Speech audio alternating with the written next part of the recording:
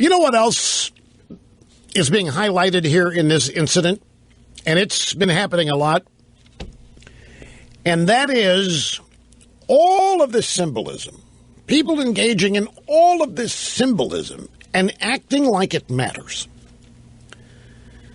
I remember Boko Haram, when they first kidnapped the, whatever it was, 250 girls in Nigeria. And Michelle Obama went out and said, I ask you to join me in our new campaign, Save Our Girls. A Twitter hashtag, Save Our Girls. And, of course, I mocked it. I did. I made fun of it. What good's that going to do? It isn't going to bring anybody back. It's not going to do it. There's not one step, not one half step. There's not one bit of action attached to a hashtag on anything. There's not one bit of action on a ribbon that you put on your shirt or jacket that says you care. And what good is all this symbolism if there's any action behind it? This is the same criticism that I have leveled at many in my own movement. Conservative opinion leaders, conservative writers, and so on write this great conservative stuff, but that's it. They don't engage in the battle. They don't attempt to persuade minds. They just write and they're done with it. Yeah, it's written very well, and it really reads well, and wow, it's really powerful. But what are you doing beyond that? Well, that's it. I write my column, and I'm finished. No. And I remember being raked over the coals by late-night comedians after I poked fun at Michelle Obama's Save Our Girls or Bring Back Our Girls or whatever it was. The question was asked on late-night TV, has Rush Limbaugh no soul? No soul. What good did that hashtag do? There's all kinds of candlelight vigils and people leaving flowers here and there, and it's all personal. But it's become, in its own way, its own cult.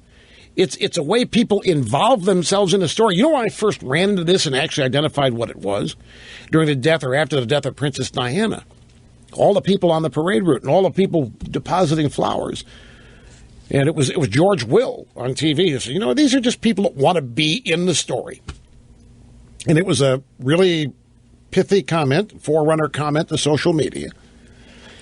People inserting themselves in the story, feeling like they were part of it. People feeling like they were part of the TV. Look, there's my bouquet. I put that bouquet there. See that? As the funeral procession goes by. But it didn't matter to anything. It may make the person engaging in the symbolism feel better. But what does that accomplish? Are you against people feeling good? Are you against people participating? They're not participating. That's my whole point. There isn't any participation here. We have runaway, murderous terror and all of this symbolism in the world saying you're a good person isn't going to stop any of it. If symbolism's all it took, what kind of symbols could have beaten the Germans at Normandy? It's absurd. And I can hear some of you. Why are you being so mean? These are just people that care. They just want to show their support. I know they just want to show their support. That's all fine and dandy. But I think it's worse because I think people think they're actually mattering. And it becomes a substitute for action. And action is what's necessary in something like this.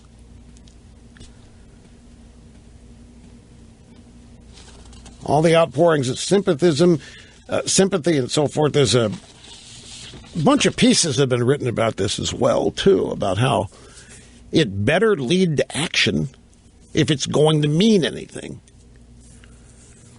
Symbolism is part of political correctness. Symbolism and it's faux involvement. I think it's all part of, frankly, the American college experience.